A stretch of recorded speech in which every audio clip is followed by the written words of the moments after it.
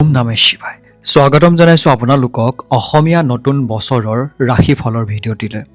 অসমীয়া নতুন বছৰ অহাকালিৰ পৰা আৰম্ভ হ'ব আৰু এই অসমীয়া নতুন বছৰটোৰ যি নতুন বছৰৰ ৰাশিফল, গোটেই বছৰটো আপোনালোকৰ কেনেধৰণে পাৰ হ'ব, গোটেই বছৰটোত আপোনালোকে কি ভাল কি বেয়াৰ সন্মুখীন হ'বলগীয়া হ'ব, লগতে আৰু বহুতো আপোনালোকৰ মনত প্ৰশ্নৰ উদয় হোৱাৰ উত্তৰ এই ভিডিঅ'টোত আপোনালোকে লাভ কৰিব।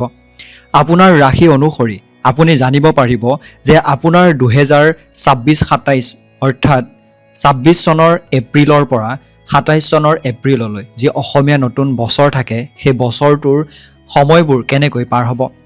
যদি আপোনালোকে জানিব বিচাৰে যে আপোনালোকৰ নতুন বছৰটোত কিবা দান কৰিবলগীয়া আছে নেকি, আপোনালোকে কিবা দান কৰিব লাগিব নেকি আপোনালোকৰ বৰ্ষচক্ৰৰ ফল গণনাৰ অনুসৰি, তেন্তে হ'লে আপোনালোকে সেই ভিডিঅ'টো মোৰ এই ভিডিঅ'টোৰ ডেছক্ৰিপশ্যনত গৈ প্ৰথম লিংকটো ক্লিক কৰি চাব পাৰে, বৰ্ষচক্ৰৰ ফল গণনাৰ ভিডিঅ'। আৰু এই ভিডিঅ'টো আৰম্ভ কৰাৰ আগত আপোনালোকলৈ এটা সৰু অনুৰোধ, যদি ভাল লাগে এটা লাইক কৰিবলৈ নাপাহৰিব। চেনেলটো যদি আপুনি প্ৰথমবাৰৰ বাবে চাইছে, নিশ্চয়কৈ ছাবস্ক্ৰাইব কৰি কাষতে থকা বেল আইকনটো বা ঘণ্টাৰ নিচিনা সেই সৰু ছবিটো চুই দিবলৈ নাপাহৰিব। লগতে কমেণ্ট বক্সত ওম নমঃ শিৱায় বুলি মনৰ পৰা লিখিবলৈ নাপাহৰিব, যাতে বছৰটো সকলোৰে সুন্দৰকৈ পাৰ হয়। আৰু মোৰ ফালৰ পৰা আপোনালোক সকলোলৈকে অসমীয়া নৱবৰ্ষৰ হিয়া ভৰা ওলগ যাচিছোঁ। আমি এতিয়া ৰাশি অনুসৰি ৰাশিফলসমূহলৈ আগবাঢ়োঁ। মেষ ৰাশি। এই বছৰটো মেষ ৰাশিৰ লগত ক'বলৈ গ'লে বা মেষ ৰাশিৰ যিসকল ব্যক্তি আছে তেওঁলোকৰ বাবে ভাল নহ'ব পাৰে, অৰ্থাৎ তেওঁলোকে বিভিন্ন উত্থান পতনৰ মাজেৰে পাৰ হ'ব। আপোনালোকে এই বছৰটোত ভাল বেয়া সুখ দুখ সকলোবোৰেই অনুভৱ কৰিব। ব্যৱসায় বাণিজ্যত যদি আপুনি জড়িত হৈ আছে, তেন্তে হ'লে আপোনাৰ এই বছৰটোত লাভ আৰু লোকচান দুয়োটাই প্ৰায় সমান পৰিমাণে হয়তো দেখিবলৈ পাব। সেই গতিকে আপুনি আপোনাৰ ব্যৱসায় বাণিজ্যৰ ক্ষেত্ৰত যিখিনি নীতি নিয়ম বা যেনেধৰণে কাম কৰিব লাগে সেইখিনিৰ ওপৰত বেছি ধ্যান দিয়াটো এই বছৰটোত দৰকাৰী। কৰ্মক্ষেত্ৰত আপোনাৰ সুনাম বাঢ়িলেও লুকাই থকা শত্ৰুৰ পৰা আপুনি অশান্তি আহিব বা অশান্তি দেখিবলৈ পাব পাৰে। সেই গতিকে আপুনি আপোনাৰ ব্যৱসায় বাণিজ্য বা আপোনাৰ জীৱনত যিমানেই আপুনি সন্মান নুগুটাওক কিয়, যিমানেই ভাল কাম নকৰক কিয়, আপোনাৰ যিসকল শত্ৰু আছে তেওঁলোকৰ সৈতেও আপুনি অৱগত হ'ব লাগিব, তেওঁলোকৰ পৰা নিজকে বচাই ৰাখিব লাগিব। আপুনি এক প্ৰকাৰে সজাগ হৈ থাকিব লাগিব।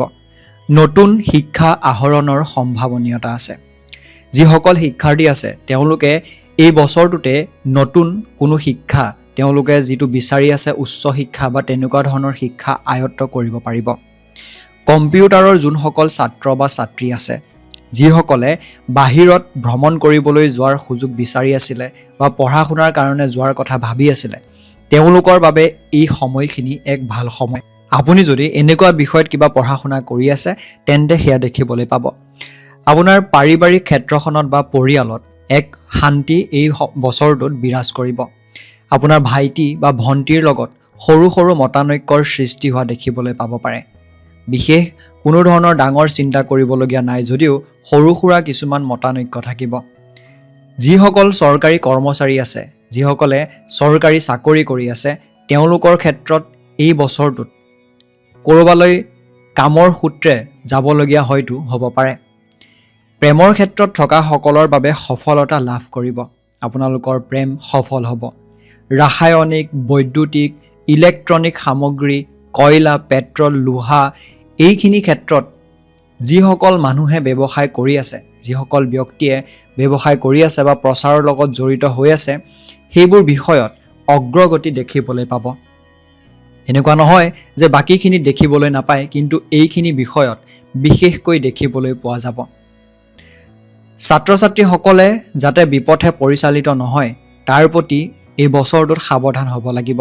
যিসকল ছাত্ৰ ছাত্ৰীৰ বাবে এই বছৰটো খুবেই বেছি জৰুৰী বা গুৰুত্বপূৰ্ণ, তেওঁলোকৰ কাৰণে পঢ়া শুনা ক্ষেত্ৰখিনিত বেছি মনোযোগ দিয়াটো প্ৰয়োজনীয়। পঢ়াৰ বাহিৰে যাতে বেলেগ ফালে মন বিচলিত নহয়, সেই বিষয়টোত খুব সযতনে এই সময়খিনিত গুৰুত্ব দিব লাগিব।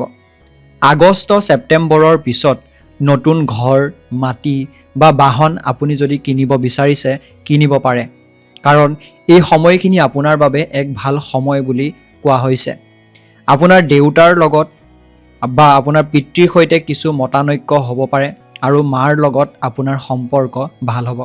এই বছৰটোত হয়তো আপোনাৰ দেউতাৰ সৈতে সম্পৰ্ক তেনেকুৱাকৈ নাযাব পাৰে যেনেকুৱাকৈ আপুনি বিচাৰিছিলে, কিন্তু আপোনাৰ মাৰ সৈতে যি সম্পৰ্ক আছে সেয়া খুব সুন্দৰকৈ পাৰ হ'ব। এই বিষয়টোত অৰ্থাৎ আয় ব্যয় এইটোৰ ক্ষেত্ৰত আপোনালোকৰ ক'বলৈ গ'লে 5 গুণ আয় হ'ব, 1 গুণ ব্যয় হ'ব আৰু 4 গুণ আপোনালোকৰ স্থিতি থাকিব। অৰ্থাৎ এই বছৰটোত যদি চাবলৈ যায় যে 5 টকা যদি আপোনাৰ উপাৰ্জন হয় তাৰে 1 টকা খৰচ হ'ব আৰু 4 টকা আপুনি যদি চেষ্টা কৰে সাঁচিব পাৰিব। এনেকুৱা নহয় যে থাকি যাব, কিন্তু আপুনি চেষ্টা যদি কৰে আপোনাৰ সিমানটো হ'লেও কিবা এটা আপুনি এই বছৰটোত সাঁচিবলৈ সক্ষম হ'ব। গোটেই বছৰটোৰ বাবে শুভ বাৰ হৈছে আপোনাৰ দেওবাৰ, শুভ তাৰিখ হৈছে 2, 7 আৰু 9 লগতে 15, লগতে শুভ সংখ্যা হৈছে 1 আৰু 6।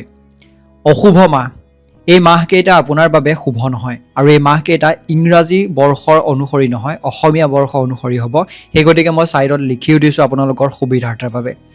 2, 5, 10, 12 অৰ্থাৎ জেঠ, ভাদ, মাঘ আৰু চ'ত মাহটো আপোনাৰ বাবে শুভ মাহ নহয়। গতিকে এইকেইটা মাহত আপোনালোকে সাৱধানে চলা ফুৰা বা গুৰুত্বপূৰ্ণ লেনদেনসমূহ নকৰাটোৱে বেছি আপোনালোকৰ বাবে শুভ হ'ব। শুভ ধাতু হৈছে তাম, গতিকে তামৰ কিবা যদি আঙঠি হয়, কিবা যদি আপোনালোকে পৰিধান কৰিব পাৰে নিশ্চয়কৈ পৰিধান কৰক। আপোনালোকৰ বাবে বছৰটো অনুসৰি শুভ এক ধাতু আৰু সেইটোৱে ভাল প্ৰভাৱ আপোনালোকৰ ৰাশি চক্ৰৰ ওপৰত বিয়পাব। গতিকে ভিডিঅ'টো যদি ভাল লাগিছে এটা লাইক কৰিবলৈ নাপাহৰিব। মেষ ৰাশিৰ ইমানেই আছিলে ৰাশিফল। আপোনাৰ ৰাশি যদি মেঘ হয় কমেণ্ট কৰক, বা যিসকলৰ ৰাশি মেঘ হয় তেওঁলোকলৈ এই ভিডিঅ'টো শ্বেয়াৰ কৰি দিবলৈ নাপাহৰিব। পুনৰ লগ হ'ম। ওম নমঃ শিৱায়, ওম নমঃ শিৱায়, ওম নমঃ শিৱায়। ধন্যবাদ। বৃষভ ৰাশি, এইবাৰ লুকাই থকা শত্ৰুৰ পৰা বিপদৰ সম্ভাৱনা। আপুনি যিকোনো ক্ষেত্ৰত যদি কামত জড়িত হৈ আছে, ব্যৱসায় হওক, চাকৰি হওক বা পঢ়া শুনাই হওক, এনেকুৱা কোনোবা মানুহ হয়তো আছে আপোনাৰ আশে পাশে যিখিনি মানুহে আপোনাক ভাল নাপায় বা আপোনাৰ বেয়া হোৱাটো বিচাৰি থাকে। গতিকে এই বছৰটোত আপুনি তেনেকুৱা মানুহৰ পৰা সাৱধান হ'ব লাগিব। কয় নহয় যে গাৰ নোমেই শত্ৰু। গতিকে আপোনাৰ যিকোনো মানুহক এই বছৰটোত বিশ্বাসত লোৱাটো জৰুৰী নহয় বা আপোনাৰ বাবে এক ভয়ংকৰহে পৰিচালিত, অৰ্থাৎ সম্ভাৱনা আছে যে আপোনাৰ বাবে এক ভয়ংকৰ ৰূপহে ল'ব পাৰে। সেই গতিকে আপুনি এইটো কথা ধ্যান দিব লাগিব যাতে কোনো মানুহকে আপুনি বিশ্বাসত নলয়। একাউণ্টৰ সৈতে কাম কৰা সকলৰ বাবে এই বছৰটো কিন্তু শুভ। যিসকলে একাউণ্টিং বা একাউণ্টছৰ লগত জড়িত তেওঁলোকৰ বাবে শুভ। অনিয়ম আৰু গাফিলতিৰ বাবে মানসিক অশান্তি আৰু উদ্বেগে স্বাস্থ্যজনিত সমস্যাৰ সৃষ্টি কৰিব পাৰে। যি কাম নকৰক কিয় সেই কামটোত নিজৰ ফালৰ পৰা 100% দি কৰিবলৈ চেষ্টা কৰিব লাগিব আপুনি। নহ'লে অকণমান গাফিলতিয়ে আপোনাৰ বাবে হয়তো স্বাস্থ্যৰ ক্ষেত্ৰতে হওক বা আপোনাৰ মানসিক স্বাস্থ্যৰ ক্ষেত্ৰতে হওক আপোনালোকৰ সমস্যাৰ সৃষ্টি কৰিব পাৰে। আৰ্থিক খৰচৰ প্ৰতি গুৰুত্ব নিদিলে আৰ্থিক সমস্যাৰ সন্মুখীন হ'ব পাৰে। টকা পইচাৰ লেনদেনৰ ক্ষেত্ৰত বা টকা পইচা ছেভিংছৰ ক্ষেত্ৰত, সঞ্চয়ৰ ক্ষেত্ৰত আপুনি গুৰুত্ব দিব লাগিব। পইচা পানীৰ দৰে আপুনি বিয়পাই দিলে বা খৰচ কৰিলে নহ'ব। এই বছৰটোত আপুনি যিমান পাৰে সিমানটো টানি টুনি বা ক'বলৈ গ'লে মিতব্যয়ী হৈ খৰচ কৰিব লাগিব আৰু সাঁচত অৰ্থাৎ সঞ্চয়ৰ ক্ষেত্ৰত আপোনালোকে গুৰুত্ব দিয়াটো দৰকাৰী। বিবাহত মাজে মাজে মতানৈক্য হ'লেও গোটেই বছৰটো আপোনালোকৰ ভাল হ'ব। কেতিয়াবা যদি আপোনালোকৰ বিবাহৰ বা পাৰিবাৰিক সম্পৰ্কত পত্নী বা স্বামীৰ সৈতে যদি কিবা কাৰণত তৰ্কাতৰ্কি বা কাজিয়া ডাঙৰো হৈ যায়, এইটো ভাবিব নালাগে যে সেইটো আপোনালোকৰ বাবে গোটেই বছৰটোতে হ'ব। আপোনালোকৰ সেইবোৰ থাকিব যদিও বছৰটো কিন্তু দুয়ো খুব সুন্দৰকৈ পাৰ কৰিব পাৰিব। নিবনুৱা যিসকল ব্যক্তি আছে, যোনে কামৰ সন্ধানত আছে, তেওঁলোকৰ বাবে ক'বলৈ গ'লে এই বছৰটোত আপোনালোকৰ যি কষ্ট আছে, যি আপোনালোকে এক সফলতাৰ মুখ চাবলৈ ৰখি আছিলে, ক'বলৈ গ'লে চাকৰিৰ সুবিধা আপোনালোকে পাব পাৰে। তাৰ কাৰণে আপোনালোকে চেষ্টা কৰি থাকক, হয়তো ভাল খবৰ আপুনি এই বছৰটোতে শুনিবলৈ পাব। যৌনাংগৰ ৰোগ, ছালৰ ৰোগ আৰু পেটৰ ৰোগৰ দৰে কিছুমান সমস্যাই আপোনালোকক দেখা দিব পাৰে। আপোনালোকে এইবোৰ ৰোগ যাতে আপোনালোকৰ ক্ষেত্ৰত নহয় তাৰ কাৰণে প্ৰথমৰ পৰাই সাৱধানতাখিনি যিখিনি অৱলম্বন কৰিব লাগে সেইখিনি অৱলম্বন কৰি চলাটো দৰকাৰী। আপোনাৰ মা দেউতাৰ স্বাস্থ্যক লৈও আপুনি হয়তো এই বছৰটোত চিন্তিত হৈ পৰিব পাৰে। সেই গতিকে মা দেউতাক গুৰুত্ব দিব। যদি মা দেউতাৰ পৰা আপুনি আঁতৰত থাকে তেওঁলোকৰ স্বাস্থ্যৰ প্ৰতি মাজে সময়ে আপুনি ধ্যান দিয়াটো বা যেতিয়াই ঘৰলৈ যায় তেওঁলোকৰ স্বাস্থ্যৰ চেকআপ কৰোৱাটো খুবেই বেছি দৰকাৰী। বিশেষকৈ যদিহে আপোনাৰ মা দেউতা কিবা ৰোগত ভুগি থাকে মাজে মাজে তেনেহ'লে অতিকৈ জৰুৰী। এই বছৰ কিছু পূৰ্বপুৰুষৰ সম্পত্তি বসতি স্থাপন কৰাৰ সম্ভাৱনা আছে। যদি আপোনালোকৰ পৈতৃক সম্পত্তিৰ কিবি ধৰণৰ আপোনালোকক ধৰি লওক সেই বিষয়টোক লৈ কেজেং এটা হৈ আছিলে, কিবা এটা ধৰি লওক ভালদৰে হোৱা নাছিলে, সেইবোৰ আপোনালোকে স্থাপন কৰিব পাৰিব। বহিৰাজ্যত কিছু কামত যোগদান কৰাৰ সম্ভাৱনা আছে। যিসকলে বহিৰাজ্যত কাম কৰাৰ কথা ভাবি আছিলে তেওঁলোকে বহিৰাজ্যত কাম কৰাৰ সুযোগ সুবিধা লাভ পাব। এতিয়া জানো আহক আয় ব্যয় আৰু স্থিতি। এই বছৰটোত কিমান গুণ আয় কিমান গুণ ব্যয় হ'ব। প্ৰথমতেই মই ৰাশিফলত কৈছিলোঁ যে আপোনালোকে এই বছৰটোত খৰচৰ ক্ষেত্ৰত কিন্তু ভালদৰে ধ্যান দিব লাগিব। তাৰ কাৰণ এইটোৱেই যে আপোনালোকৰ আয় দুগুণ, ব্যয় দুগুণ আৰু স্থিতি হৈছে 0 বা 0। গতিকে আপোনালোকে প্ৰথমৰ পৰাই এইটো ধ্যান ৰাখিব লাগিব যাতে পইচা যিমান পাৰে সিমান সাঁচিব লাগে। কাৰণ তেতিয়াহে আপোনালোকৰ বছৰটো শেষলৈ ভবা ধৰণে কিছুমান পইচা আপোনাৰ হাতত দেখিবলৈ পাব। গোটেই বছৰটোৰ বাবে শুভ বাৰ হৈছে শুক্ৰবাৰ। শুভ তাৰিখ হৈছে আপোনালোকৰ 4, 8, 12 আৰু 15। শুভ সংখ্যা হৈছে 2 আৰু 7। অশুভ মাহ হৈছে, এই অশুভ মাহসমূহ অসমীয়া বছৰ অনুসৰি। সেই গতিকে আপোনালোকৰ সুবিধাৰ্থে মই ছাইডত লিখি দিছোঁ 3, 7, 8, 12 অৰ্থাৎ ভাদ, কাতি, আঘোণ আৰু ফাগুন মাহ। এই মাহকেইটা আপোনালোকৰ বাবে ইমান এটা সুবিধাজনক নহয়। গতিকে এইকেইটা মাহত যিমান পাৰে শুভ কামবোৰ নকৰিব। শুভ ধাতু হৈছে সিহ। গতিকে সিহৰ বা সিহেৰে তৈয়াৰী কিবা এটা বস্তু আপোনালোকে যদি আঙুঠি হওক, ফুলি হওক, যদি কিবা পিন্ধাৰ সুবিধা পায় নিশ্চয়কৈ পিন্ধক। আপোনালোকৰ বছৰটোৰ বাবে সুবিধা হ'ব বা ভাল প্ৰভাৱ পৰিব। পুনৰ লগ হ'ম। যদি আপোনাৰ ৰাশি বৃষভ নহয়, বৃষভ ৰাশিৰ ব্যক্তিসকলৰ সৈতে এই ভিডিঅ'টো শ্বেয়াৰ কৰি দিয়ক, তেওঁলোকেও যাতে গোটেই বছৰটোৰ বিষয়ে জানিব পাৰে। পুনৰ লগ হ'ম। ধন্যবাদ। মিথুন ৰাশি। এইবাৰ থলুৱা লোকসকলে আঁঠু বা ভৰিৰ সমস্যা আৰু পেটৰ সমস্যাত ভুগিব পাৰে। থলুৱা মানে ইয়াত যিসকল বৃদ্ধ ব্যক্তি বা যিসকলৰ বয়স অকণমান হৈছে তেওঁলোকৰ কথা বুজোৱা হৈছে। তেওঁলোকে আপোনাৰ ৰাশি যদি মিথুন আৰু আপুনি যদি 40 বছৰ পাৰ কৰিছে, 45 বছৰ বা 50 বছৰ, তেন্তে হ'লে আপুনি আপোনাৰ স্বাস্থ্যৰ ক্ষেত্ৰত এইকেইটা অসুবিধা হয়তো দেখা পাব পাৰে।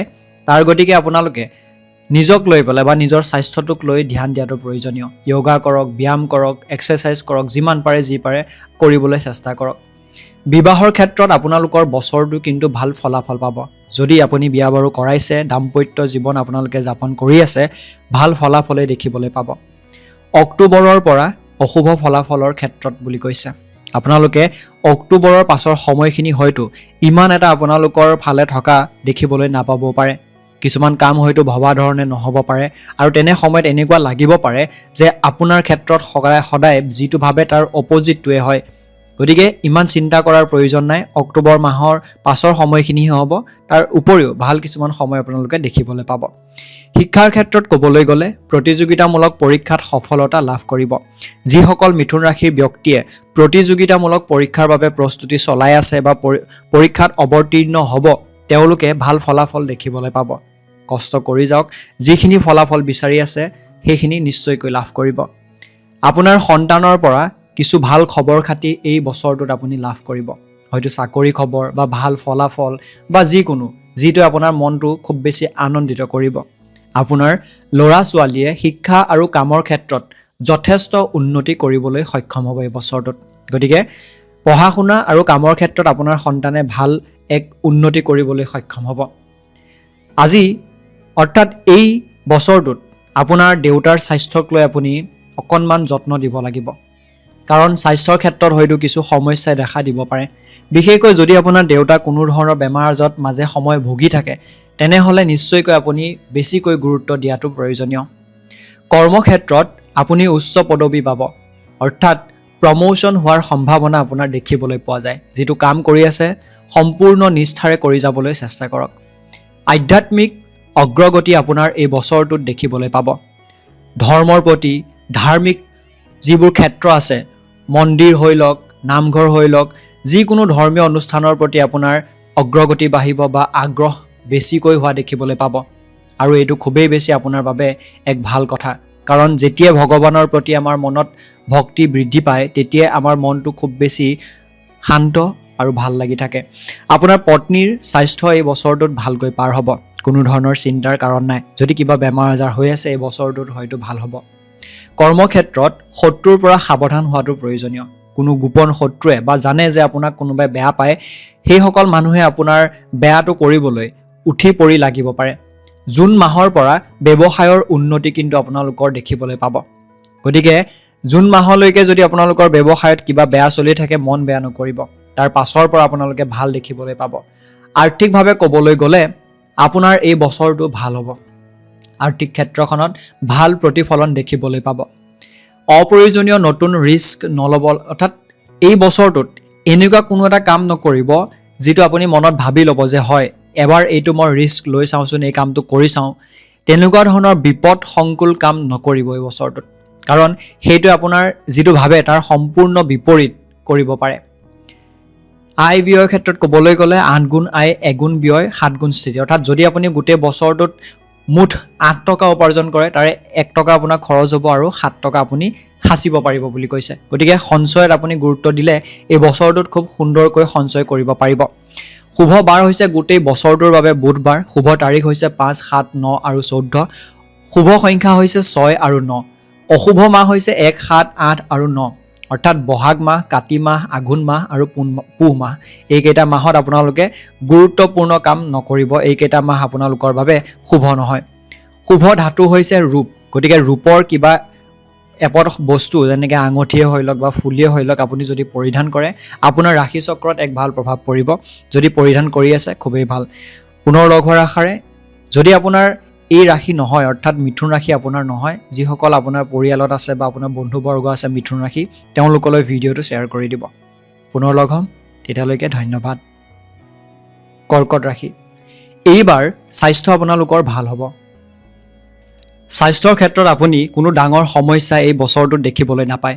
সামান্য মূৰৰ বিষ আৰু মানসিক বিকলতা আপোনালোকৰ হয়তো হ'ব পাৰে, অৰ্থাৎ তেনেকুৱা ধৰণৰ সৰু সুৰা কিবা অসুবিধাই দেখা দিব পাৰে যদিও ডাঙৰ ধৰণৰ কোনো সমস্যাই দেখা নিদিয়ে। উপাৰ্জনৰ ক্ষেত্ৰত আপোনালোকৰ এই বছৰটো ভাল হ'ব। আপোনাৰ পিতৃৰ স্বাস্থ্যৰ চিন্তা বাঢ়িব পাৰে, গতিকে আপোনাৰ পিতৃৰ স্বাস্থ্যৰ প্ৰতি আপুনি গুৰুত্ব দিব লাগিব। যদি আপোনাৰ দেউতা খুব বেছি ধৰি লওক কিবা ধৰণৰ বেমাৰত ভুগি থাকে, সৰু সুৰাই হওক, আপুনি সেই বিষয়টোক লৈ সজাগ হ'ব লাগিব আৰু মাজে সময়ে তাক লৈ পেলাই যি ৰেগুলাৰ চেকআপ আছে সেইটো কৰাই থকাটো খুবেই বেছি দৰকাৰী। চাকৰি প্ৰত্যাশীসকলে কৰ্মক্ষেত্ৰত অগ্ৰগতি দেখিব আৰু নিবনুৱাসকলে শ্ৰৱণ অৰ্থাৎ শাওণ মাহত চাকৰিত সফলতা দেখিবলৈ পাব। যিসকলে চাকৰি কৰি আছে বা চাকৰিৰ কাৰণে খুব বেছি লাগি আছে, তেওঁলোকে এই বছৰটোত সফলতা দেখিবলৈ পাব। গতিকে আপুনি যি কৰ্ম কৰি আছে, অৰ্থাৎ যি কষ্ট কৰি আছে, সেইখিনিক লৈ পেলাই কোনো ধৰণৰ কেতিয়াও কম কৰি নিদিব কষ্ট কৰিবলৈ, সেইটোত লাগি থাকক। আপোনাৰ মাতৃৰ স্বাস্থ্য ভাল হ'ব। সঞ্চয় যদি আপুনি কৰিব বিচাৰে, এই বছৰটোত সঞ্চয় বৃদ্ধি পাব। লটাৰীৰ ক্ষেত্ৰত ক'বলৈ গ'লে ভাল, সেইবুলি আপুনি কোনো ধৰণৰ তেনেকুৱা লটাৰী বা যিকোনো কাৰ্যত বেছিকৈ টকা খৰচ নকৰিব। কিন্তু ক'বলৈ গ'লে কেতিয়াবা কিছুমান ক্ষেত্ৰত হয়তো আপোনাৰ ভাল কপাল ফুলি যাব পাৰে। পত্নীৰ স্বাস্থ্যৰ ক্ষেত্ৰত ক'বলৈ গ'লে আপোনাৰ এই বছৰটো ভালদৰে পাৰ হ'ব। কোনো ধৰণৰ সমস্যা বা ডাঙৰ কোনো ৰোগত নুভুগে। প্ৰতিযোগিতামূলক পৰীক্ষাত সফলতা লাভ কৰিব আপোনালোকে। যিসকলে প্ৰতিযোগিতামূলক পৰীক্ষাৰ বাবে প্ৰস্তুতি চলাই আছে, লাগিলে এণ্ট্ৰেন্স এক্সামেই হওক বা চৰকাৰী চাকৰিৰ বাবেই হওক, তেওঁলোকৰ বাবে এই বছৰটো ভাল প্ৰতিফলন দেখিবলৈ পাব। কিছুমান কামত ভাগ্যৰ সফলতাত বাধা আহিব পাৰে।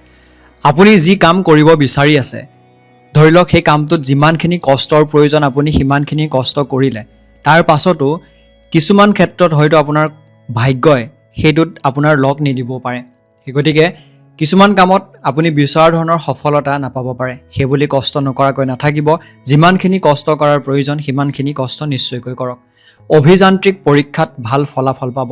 যিসকলে ইঞ্জিনিয়াৰিঙৰ কাৰণে এণ্ট্ৰেন্স এক্সাম দিম বুলি ভাবি আছে, তেওঁলোকে ভাল প্ৰতিফলন দেখিবলৈ পাব।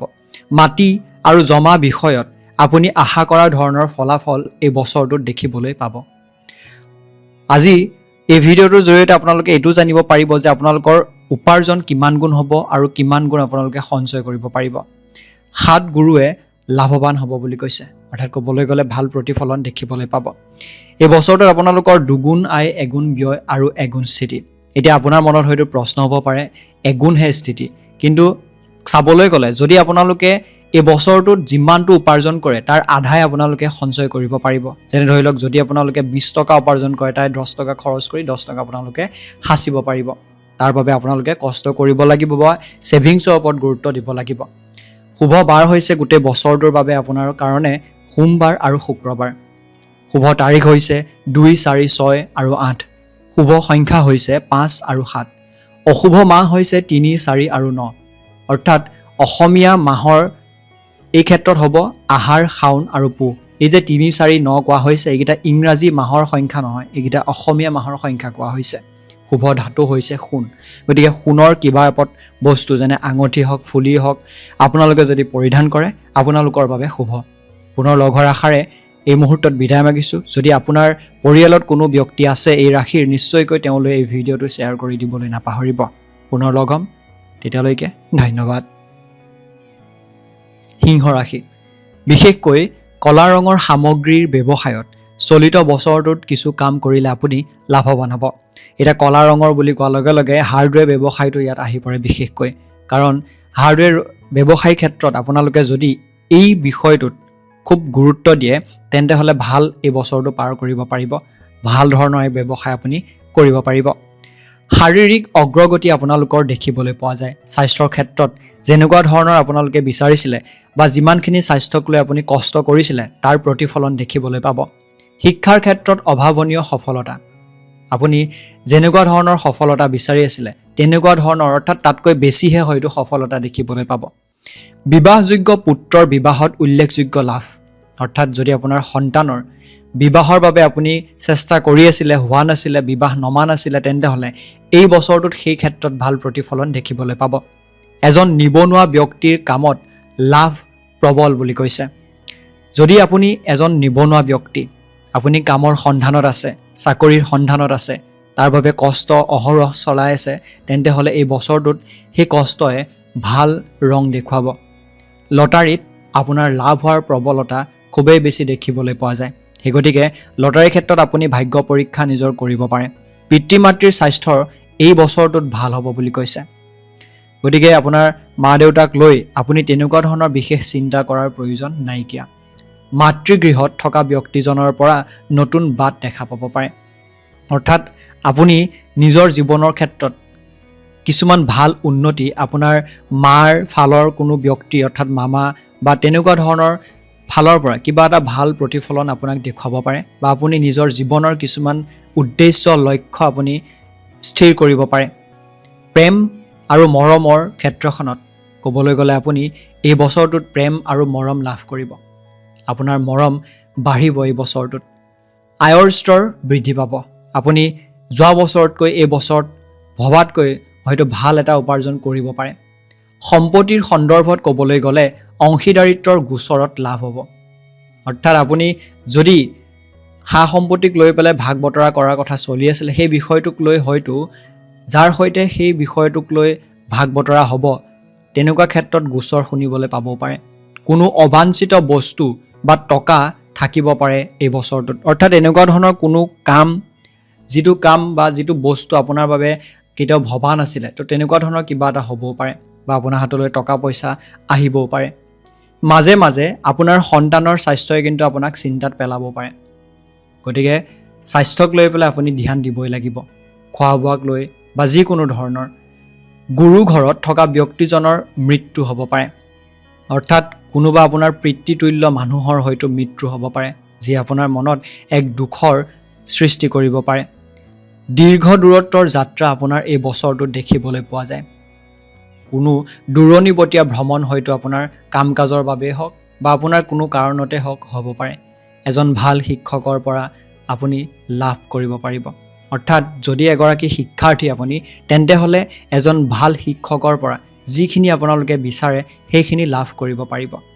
প্ৰথমতে কোৱা হৈছিলে যে আপোনাৰ উপাৰ্জন ভাল হ'ব আৰু আপোনাৰ আয় হ'ব 11 গুণ, ব্যয় 0, স্থিতি 11। অৰ্থাৎ আপুনি এই বছৰটোত যিমানটো সাঁচিম বুলি ভাবিব, সঞ্চয় কৰিম বুলি ভাবিব, তাৰ সমানকৈ অৰ্থাৎ সিমানটো মানে আপুনি সঞ্চয় কৰিবলৈ সক্ষম হ'ব। খৰচ এই বছৰটো আপোনাৰ খুব কম হোৱা দেখিবলৈ পোৱা যাব। শুভ বাৰ হৈছে গোটেই বছৰটোৰ বাবে দেওবাৰ আৰু শুক্ৰবাৰ। শুভ তাৰিখ হৈছে 1, 8, 11 আৰু 16। শুভ সংখ্যা হৈছে 4, 7 আৰু 9। অশুভ মাহ হৈছে 3, 5 আৰু 8, অৰ্থাৎ আহাৰ, ভাদ আৰু পুহ। শুভ ধাতু হৈছে সোণ। গতিকে সোণৰ আঙঠি বা ফুলি যদি আপোনালোকে পৰিধান কৰি আছে বা যদি কৰিব পাৰে আপোনালোকৰ ৰাশি চক্ৰৰ বাবে ভাল প্ৰতিফলন দেখিবলৈ পাব। পুনৰ লগ হোৱাৰ আশাৰে এই মুহূৰ্তত বিদায় মাগিছোঁ। তেতিয়ালৈকে ধন্যবাদ। কন্যা ৰাশি, চলিত বৰ্ষত কৰ্মক্ষেত্ৰত প্ৰশংসাৰ বাবে পদোন্নতিৰ সম্ভাৱনা আছে। আপুনি যি কাম কৰি আছে সেই কামত প্ৰশংসা শুনিবলৈ পাব আৰু সেই প্ৰশংসাৰ জৰিয়তে আপোনালোকৰ পদোন্নতিও হ'ব, প্ৰমোচনো হ'ব। এই বছৰ অবিবাহিত লোকৰ অৱস্থা আপোনালোক ভাল নহয় বুলি কৈছে। যিসকলে বিয়া বাৰু কৰোৱা নাইকিয়া তেওঁলোকৰ বাবে হয়তো এই বছৰটোতো কন্যা বা দৰাৰ ক্ষেত্ৰত কোনো ভাল খবৰ খাতি নাপাব পাৰে। একাউণ্ট, বেংক আদিত যিসকলে কাম কৰি আছে, অৰ্থাৎ এনেকুৱা ধৰণৰ বিষয়খিনিত যিসকল জড়িত হৈ আছে, চাকৰি কৰি আছে, তেওঁলোকৰ উন্নতি হোৱাৰ সম্ভাৱনা আছে। আপোনালোকৰ চাকৰিত বিচৰাতকৈ অধিক উন্নতি হ'ব। সম্পত্তি সম্পৰ্কীয় অংশীদাৰিত্বৰ সমস্যাৰ অন্ত পৰিব।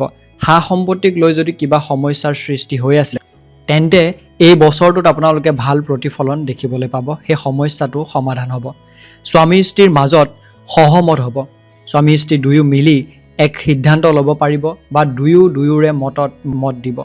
লটাৰীৰ প্ৰবল লাভ দেখিবলৈ পোৱা যায়। তথাপিতো আপোনালোকে যিকোনো ক্ষেত্ৰতে পইচা সোমোৱাই নিদিব। যিবোৰ ইলিগেল, যিবোৰ লিগেল নহয় সেইবিলাকত আপোনালোকে কেতিয়াও পইচা খৰচ নকৰিব।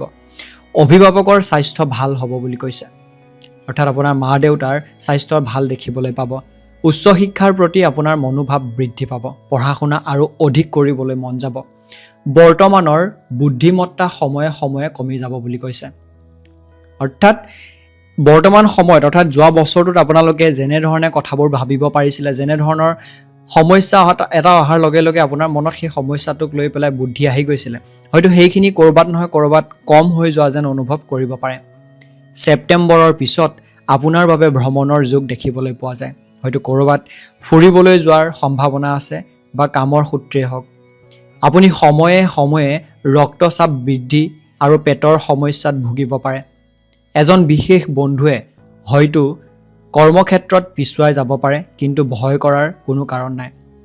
অৰ্থাৎ আপোনাৰ কোনো বিশেষ বন্ধুৱে আপোনাতকৈ কৰ্মক্ষেত্ৰত বা আপুনি এনেকুৱা হয় নহয় যে যিজন আপোনাৰ বাবে বিশেষ সেই ব্যক্তিজনে যদি আপোনাতকৈ ভাল কৰিব নোৱাৰে বা তেওঁ জীৱনত বিচৰা ধৰণৰ কৰিব নোৱাৰে, তাৰ ক্ষেত্ৰত হয়তো মনটো বেয়া লাগে। আৰু আপোনাৰ ক্ষেত্ৰত যদি তেনেকুৱা হৈছে কিবা বা যদি হয়, ভয় নকৰিব, কাৰণ তেওঁ সময়ত ভাল কৰিবলৈ সক্ষম হ'ব। আপোনাৰ এই বছৰটোত 8 গুণ আয়, 1 গুণ ব্যয় আৰু 7 গুণ স্থিতি। ইয়াৰ অৰ্থ এইটোৱে যে আপোনাৰ সঞ্চয়ৰ ক্ষেত্ৰত ভাল। আপুনি যদি সঞ্চয় কৰিব বিচাৰে সঞ্চয় কৰিব পাৰিব। শুভ বাৰ হৈছে বৃহস্পতি আৰু শুক্ৰবাৰ। শুভ তাৰিখ হৈছে 8, 14, 20 আৰু 24। শুভ সংখ্যা হৈছে 2, 5, 9 আৰু 12। অশুভ মাহ হৈছে 2, 9, 11, অৰ্থাৎ অসমীয়া মাহ এইকেইটা, যিকেইটা হ'ব জেঠ, পুহ আৰু ফাগুন। শুভ ধাতু হৈছে পান্না। যদি পান্না কি ধাতু আপোনালোকে নাজানে, এইটো এক ৰত্নৰ দৰে হয়। আপোনালোকে গুগলত চাৰ্চ কৰি চাব পাৰে বা ফ্লিপকাৰ্ট, এমাজনত চাৰ্চ কৰি আপোনালোকে এই ধাতুটো অৰ্ডাৰ কৰি পৰিধান যদি কৰিব বিচাৰে কৰিব পাৰে। পুনৰ লগ হোৱাৰ আশাৰে ওম নমঃ শিৱায়, ওম নমঃ শিৱায়, ওম নমঃ শিৱায়। ধন্যবাদ। তুলা ৰাশি, চলিত বৰ্ষত যিসকল বাত বিষত আক্ৰান্ত তেওঁলোকে এইবাৰো ৰোগত আক্ৰান্ত হোৱাৰ সম্ভাৱনা আছে। অৰ্থাৎ যদি আপোনালোকে যোৱা বছৰটোত গাঁঠিৰ বিষ বা ভৰিৰ বিষৰ দৰে কোনো সমস্যাত ভুগি আছিলে, তেন্তে হ'লে এইবাৰো তেনেকুৱা ধৰণৰ বেমাৰত বা আক্ৰান্ত হোৱাৰ সম্ভাৱনা দেখিবলৈ পাব পাৰে। অৰ্থাৎ কমপ্লিটলি আপোনালোকৰ সেয়া ভাল হৈ নাযায়, তাৰ কাৰণে আপোনালোকে সাৱধান হ'ব লাগিব। অৱশ্যে অগ্ৰহায়ণ মাহৰ অৰ্থাৎ আঘোণ মাহৰ পিছত আপোনালোকে এই বিষয়টোত কিন্তু সকাহ পাবলৈ আৰম্ভ কৰিব। গতিকে তেতিয়ালৈকে আপোনালোকে এটা কথা ধ্যান দিব লাগিব, যাতে আপোনালোকৰ ক্ষেত্ৰত এনেকুৱা কোনো কাম কৰা নহয় যিখিনি কামে এনেকুৱা সমস্যাৰ সৃষ্টি কৰে। মূৰৰ বিষ, এচিডিটি আদিয়ে কেতিয়াবা শাৰীৰিক বিষৰ সৃষ্টি কৰিব পাৰে। সেই গতিকে যিমান পাৰে আপুনি স্বাস্থ্যক লৈ এই বছৰটোত ধ্যান দিয়াটো দৰকাৰী। শত্ৰুৱে বাহিৰৰ পৰা ঈৰ্ষা কৰিব, কিন্তু আগবাঢ়ি আহিলে এটা শব্দও ক'ব নোৱাৰিব। যিসকল শত্ৰু আছে, যোনে আপোনাৰ বেয়াটো বিচাৰি থাকে, সেইসকল মানুহে যিমান চেষ্টা কৰিলেও আপোনাৰ কোনো ধৰণৰ হানি এই বছৰটোত কৰিব নোৱাৰে। আপুনি সেই বিষয়টোক লৈ ধ্যান দিয়াটো দৰকাৰী, কিন্তু অধৈৰ্য হোৱাটো দৰকাৰী নহয়। শিক্ষাৰ্থীসকলে এইবাৰ শিক্ষাৰ প্ৰতি অসাৱধানতা প্ৰদৰ্শন কৰিব। আপোনালোকে পঢ়া শুনাক লৈ পেলাই সিমানটো বেছি গুৰুত্ব দিব নোৱাৰিব যিমানটো আপুনি প্ৰথমতে ভাবিছিলে। তাৰ পৰা অকণমান হয়তো নিজৰ মন বিচলিত হোৱা দেখিবলৈ পাব পাৰে। নিবনুৱাসকলে চাকৰি পোৱাৰ সম্ভাৱনা আছে।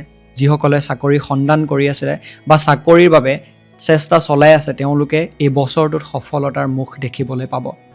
অপৰিকল্পিত খৰচে মানসিক অস্থিৰতা বৃদ্ধি কৰিব পাৰে।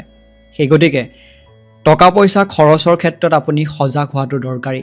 এনেকুৱা ধৰণৰ খৰচ নকৰিব যিখিনি খৰচে আপোনাৰ বাবে পিছত গৈ সমস্যাৰ সৃষ্টি কৰিব পাৰে। এনেকুৱা নহওক যাতে কিবা এটা বেমাৰ হ'লে হাতত পইচা এটকাও নাথাকে। সেই সময়টোত যিটো মানসিক কষ্ট পাব আপুনি, তাৰ কাৰণে প্ৰথমৰ পৰাই আপুনি নিজকে প্ৰস্তুত কৰিব লাগিব যাতে খৰচ নকৰে। বৈবাহিক সম্পৰ্ক অবিচ্ছেদ্য হৈ থাকিব, কোনো চিন্তা কৰাৰ প্ৰয়োজন নাই। সন্তানৰ সফলতাত আপুনি এই বছৰটোত গৌৰৱ অনুভৱ কৰিব। লটাৰীৰ ক্ষেত্ৰত ভাল প্ৰতিফলন দেখিবলৈ পোৱা যাব। সেইবুলি কোনো ধৰণৰ অনিয়ম বা ইলিগেল লটাৰীত আপোনালোকে যোগদান নকৰিব, যিটো আপোনাৰ বাবে সমস্যাৰ সৃষ্টিহে হ'ব পাৰে। পিতৃ মাতৃৰ স্বাস্থ্যৰ প্ৰতি আপুনি মানসিক চিন্তা এই বছৰটোত হয়তো কৰিবলগীয়া হ'ব পাৰে। আপোনাৰ মা দেউতাৰ স্বাস্থ্যৰ কাৰণে অশান্তিৰ সৃষ্টি হ'ব পাৰে। উচ্চ শিক্ষাৰ বাবে বহিৰাজ্যলৈ যাব বিচৰা ছাত্ৰ ছাত্ৰীসকল এই বছৰটোত সফল হ'ব। পঢ়া শুনাৰ বাবে যোনসকলে এণ্ট্ৰেন্স এক্সামবোৰ দি আছিলে বা পঢ়া শুনাৰ বাবে বাহিৰত যাবলৈ চেষ্টা কৰি আছিলে, এই বছৰটোত চেষ্টা কৰক, তাৰ ভাল প্ৰতিফলন দেখিবলৈ পাব। জটিল ৰোগৰ বাবে পত্নীৰ স্বাস্থ্যৰ চিন্তা আৰু বছৰৰ শেষত এজন উল্লেখযোগ্য ব্যক্তিৰ মৃত্যু হোৱাৰ সম্ভাৱনাও আছে। গতিকে আপোনালোকে সেইকাৰণে খুব বেছি স্বাস্থ্যক লৈ এই বছৰটোত ধ্যান দিব লাগিব। আৰু যিখিনি দান বৰঙণি কৰিব লগা আছে বা কি কৰিব লাগে সেই ভিডিঅ'টো যদি চোৱা নাই চাই ল'ব। সেইমতে আপোনালোকৰ দান বৰঙণিবোৰ আগবঢ়াব। আয় দুগুণ, ব্যয় দুগুণ আৰু স্থিতি 0। অৰ্থাৎ ক'বলৈ গ'লে এই বছৰটোত আপুনি ভবা ধৰণৰ এক সঞ্চয় হয়তো কৰিব নোৱাৰিব পাৰে, যিহেতু স্বাস্থ্যৰ ক্ষেত্ৰত বহুত বেছি পইচা হয়তো আপোনাৰ এই বছৰটোত খৰচ হোৱাৰ সম্ভাৱনা আছে। শুভ বাৰ হৈছে বুধবাৰ আৰু শনিবাৰ। শুভ তাৰিখ হৈছে 17, 25, 28 আৰু 30।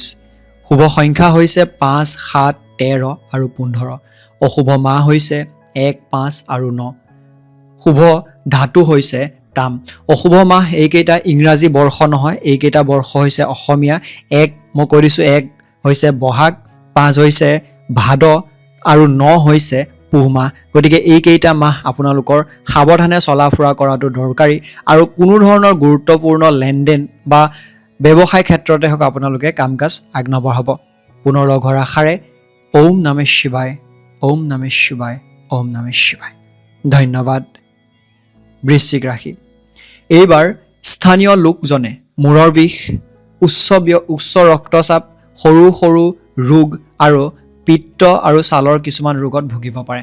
এতিয়া স্থানীয় লোক বুলি কোৱাৰ লগে লগে আপোনাৰ ঘৰৰ যিজন ব্যস্ত অৰ্থাৎ জ্যেষ্ঠ মানুহ বা ক'বলৈ গ'লে যিগৰাকী ঘৰৰ মুৰব্বী, সেইগৰাকীৰ কথা বুজোৱা হৈছে।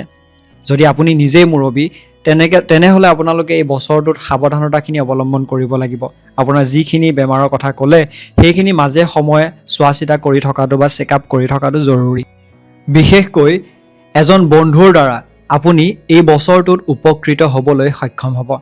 কোনোবা এজন বন্ধুৱে আপোনাক হয়তো বহুত ডাঙৰ এক উপকাৰ কৰিব পাৰে। পিতৃৰ স্বাস্থ্য ভাল হ'লেও মাতৃৰ স্বাস্থ্য ভাল নহ'ব পাৰে। সেই গতিকে পিতৃ মাতৃৰ স্বাস্থ্যৰ ক্ষেত্ৰত আপুনি ধ্যান দিয়াটো দৰকাৰী। আপোনাৰ পত্নীৰ স্বাস্থ্য এই বছৰটোত উচিত হ'ব। বিয়াত মতানৈক্য হ'ব, অৰ্থাৎ আপোনাৰ যি সাংসাৰিক জীৱন আছে সেই সাংসাৰিক জীৱনত দুয়োজনৰ মাজত মত বিৰোধ হোৱা দেখিবলৈ পাব পাৰে। মতানৈক্যত পাৰ্থক্য দেখিবলৈ পাব পাৰে।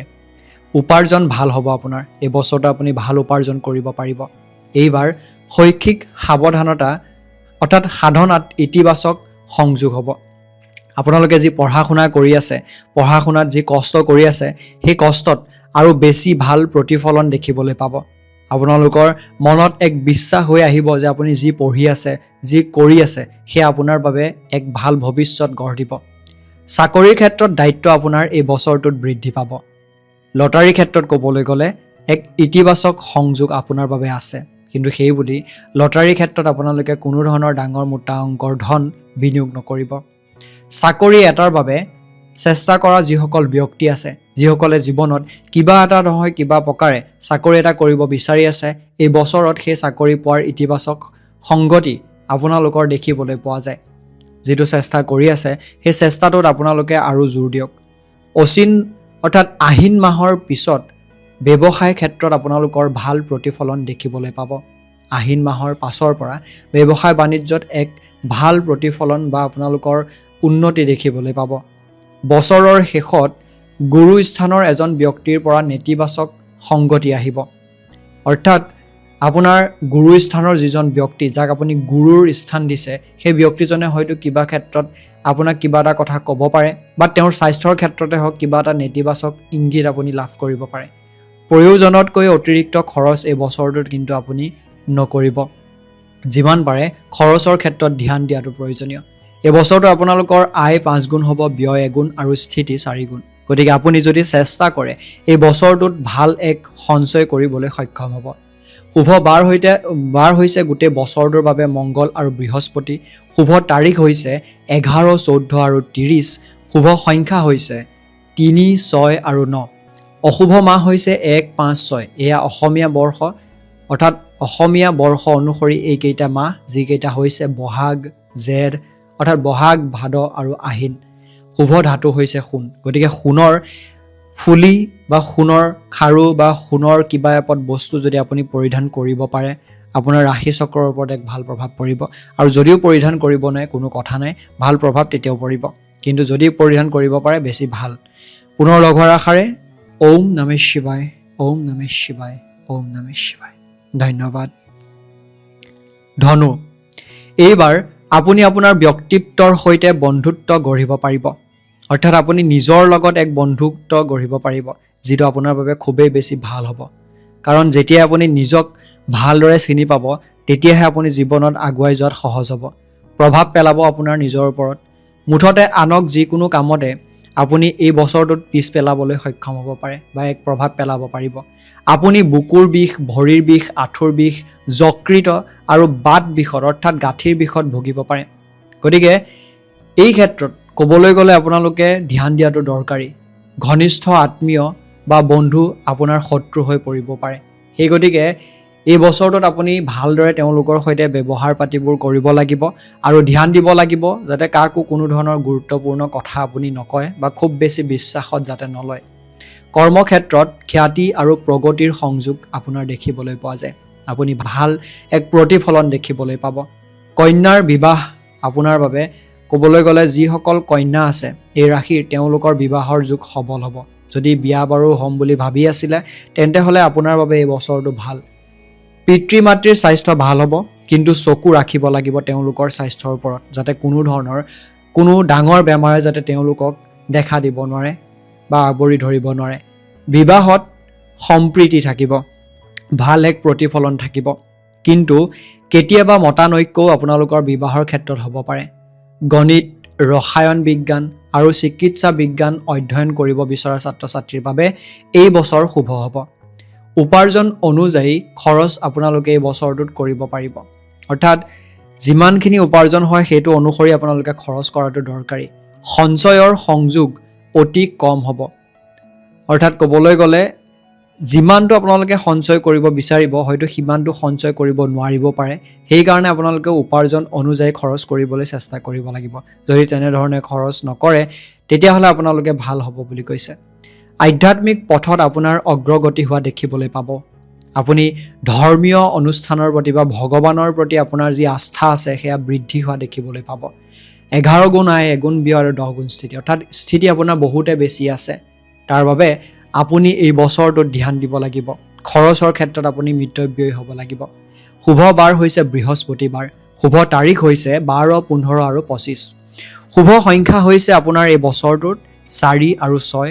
অশুভ মাহ হৈছে 2, 3, 5 আৰু 9। অৰ্থাৎ এয়া অসমীয়া বৰ্ষ অনুসৰি সেইসমূহ হ'ব জেঠ, আহাৰ, ভাদ আৰু পুহ মাহ।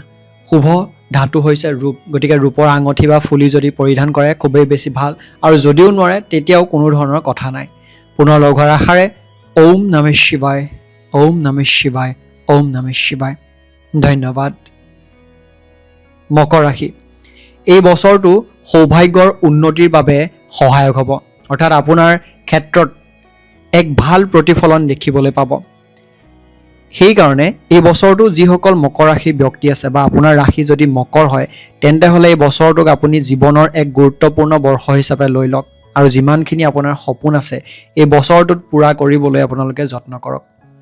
এইবাৰ হ'ব খ্যাতি, সন্মান, ধন আৰু প্ৰতিষ্ঠাৰ সংগ। অৰ্থাৎ এই বছৰটোত আপুনি ভাল বিচৰা ধৰণৰ খ্যাতি পাব, সন্মানো পাব আৰু ধন সম্পত্তিও আপোনালোকে অৰ্জন কৰিবলৈ সক্ষম হ'ব। চলিত বৰ্ষত আয় আপোনাৰ বেছি হ'ব আৰু খৰচ কম হ'ব। অৰ্থাৎ যিমানটো উপাৰ্জন কৰিব তাৰ তুলনাত আপোনাৰ খৰচৰ পৰিমাণটো কমি আহিব। উচ্চ শিক্ষাৰ বাবে হয়তো আন ঠাইলৈ আপুনি এই বছৰটোত ঘৰৰ পৰা বা নিজৰ ঠাইৰ পৰা যাবলগীয়া হ'বও পাৰে। আপোনাৰ সন্তানৰ শিক্ষাত বাধা থাকিলেও পৰীক্ষাৰ বাবে কোনো বাধা নাথাকিব। অৰ্থাৎ পঢ়া শুনাত যদিও তেওঁ বাধা দেখিবলৈ পায়, সমস্যা পায়, পঢ়া শুনাৰ ক্ষেত্ৰত সেই ফলাফল পাব যিখিনি বিচাৰে। শিশুৰ শাৰীৰিক বেমাৰে কেতিয়াবা হয়তো চিন্তাৰ সৃষ্টি কৰিব পাৰে। আপোনাৰ সন্তানৰ বেমাৰ আজাৰ মাজে মাজে হয়তো হ'ব পাৰে, যিখিনি আপোনাৰ বাবে হয়তো অকণমান চিন্তাৰ কাৰণ হৈ পৰিব। এইবাৰ নিবনুৱাৰ বাবে চাকৰি পোৱাৰ আৰু শ্ৰমিকৰ পদোন্নতিৰ সংগ থাকিব।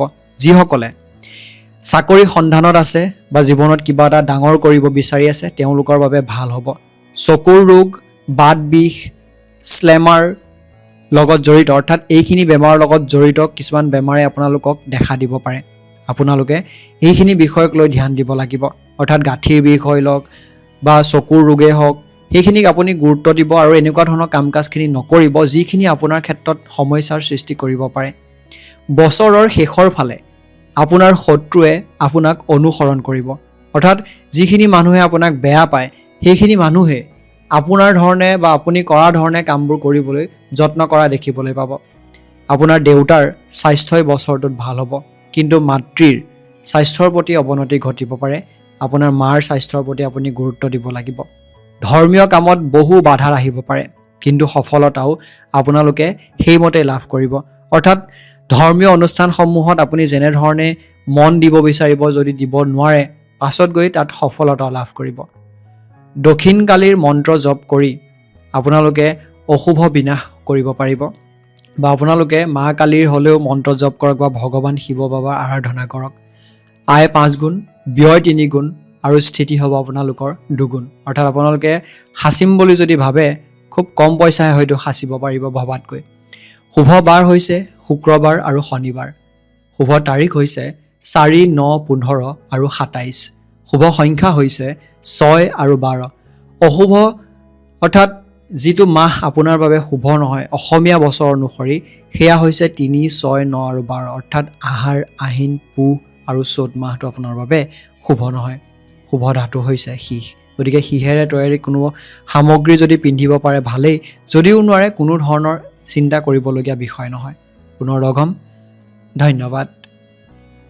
কুম্ভ ৰাশি, চলিত বছৰত পেটৰ বিষ, কফ, ৰক্তচাপ আৰু বাত বিষত ভুগিবলগীয়া হ'ব পাৰে।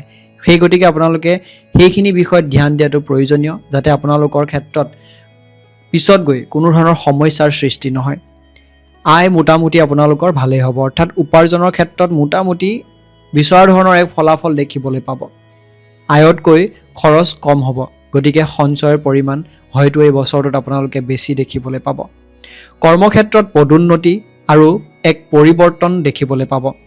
যি ধৰণৰ পৰিৱৰ্তন আপুনি বিচাৰে হয়তো তেনেকুৱা ধৰণৰ এক পৰিৱৰ্তন আপোনাৰ কৰ্মক্ষেত্ৰত এই বছৰটোত আপুনি দেখিবলৈ পাব।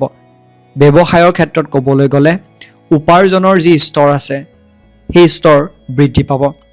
আপুনি বিচৰা ধৰণৰ এক উপাৰ্জন দেখিবলৈ পাব পাৰে। ছাত্ৰ ছাত্ৰীৰ পৰীক্ষাৰ ফলাফল আশা কৰা ধৰণে হোৱা যেন নালাগে এই বছৰটোত। আপুনি যদি এগৰাকী শিক্ষাৰ্থী যেনেধৰণৰ এক ফলাফল বিচাৰিব ঠিক তেনেকুৱা ধৰণৰ এক ফলাফল হয়তো আপুনি নাপাবগৈও পাৰে। ধৈৰ্য হেৰুৱালে পত্নীৰ লগত মতানৈক্য আৰু মনৰ পৰিৱৰ্তন হ'ব। সেই গতিকে যিকোনো ধৰণৰ পাৰিবাৰিক যদি আপোনালোকৰ সমস্যাৰ সৃষ্টি হয় সেই বিষয়টোত ধৈৰ্য নেহেৰুৱাব। অভিভাৱকৰ স্বাস্থ্য এই বছৰটোত উচিত হ'ব বুলি কৈছে, অৰ্থাৎ স্বাস্থ্যৰ ক্ষেত্ৰত ভাল এক প্ৰভাৱ পৰা দেখিবলৈ পাব। আধ্যাত্মিক চিন্তাত আপোনালোকে মনোনিৱেশ কৰিলে কেতিয়াবা সকলো ফালৰ পৰা শান্তি লাভ কৰিবলৈ সক্ষম হ'ব।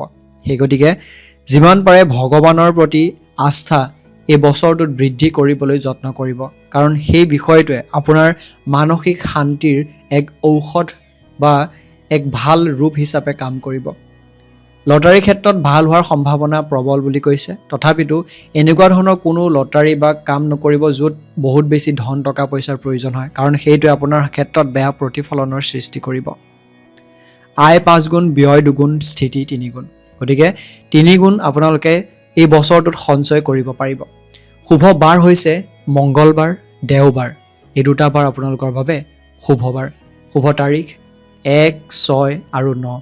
শুভ সংখ্যা হৈছে 3, 7 আৰু 11। অশুভ মাহ হৈছে 2, 5, 7 আৰু 9। এয়া অসমীয়া বছৰ অনুসৰি যি হ'ব জেঠ, ভাদ, কাতি আৰু পুহ। শুভ ধাতু তাম আৰু লোহা। গতিকে তাম আৰু লোহাৰ কোনো ধৰণৰ সামগ্ৰী বা আপোনালোকে ধৰি লওক আঙঠিয়ে পিন্ধিলে, খাৰুৱে পিন্ধিলে, চেনেই পিন্ধিলে, যেনেকুৱা ধৰণৰ আপোনালোকে পৰিধান কৰিবলৈ সুবিধা হয় পৰিধান কৰিলে ভাল, বা যদি নোৱাৰে তেতিয়াও কোনো ধৰণৰ কথা নাই। পুনৰ লগ হোৱাৰ আশাৰে এই মুহূৰ্তত বিদায় মাগিছোঁ। ধন্যবাদ। মীন ৰাশি। এইবাৰ থলুৱা লোকসকলে মূৰৰ বিষ, পেটৰ ৰোগ, আঘাত, পোৰা আৰু অস্ত্ৰোপচাৰৰ বাবে কঠিন পদ্ধতি সহ্য কৰিব লগা হ'ব পাৰে। অৰ্থাৎ ক'বলৈ গ'লে মীন ৰাশি ব্যক্তিসকলে স্বাস্থ্যক লৈ প্ৰথমৰ পৰাই সজাগ হ'ব লাগিব। এনেকুৱা কোনো কাম নকৰিবই যিটো আপোনাৰ স্বাস্থ্যৰ বাবে এক সমস্যাৰ সৃষ্টি কৰে। আৰু সেইকাৰণে আপোনালোকে এই বছৰটোত স্বাস্থ্যক লৈ বহুত বেছি গুৰুত্ব দিব লাগিব।